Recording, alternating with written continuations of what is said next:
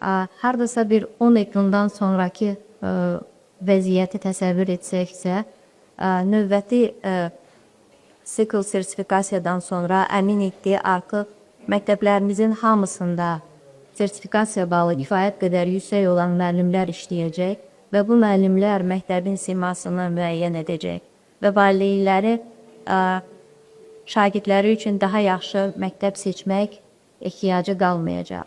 Məktəblər bir-birindən təhsil səviyyəsinə görə yox, onların şagirdlərə təqdim etdikləri dərsdənkənar fəaliyyətlərə görə seçiləcəklər. Təsəvvür edin ki, bir valideyn öz uşağına məktəb seçəndə fikirləşir ki, filan məktəbdə yaxşı bir dram dərnəyi var, uşağım orada oxusa yaxşı olar. Başqa biri, başqa bir məktəbi güclü basketbol komandası olduğuna görə seçir. Bax, bizim nəzərimizdə tutduğumuz ideal məktəb modeli budur ki, məktəblər bir-birlərindən bu xüsusiyyətlərinə görə fərqlənsin.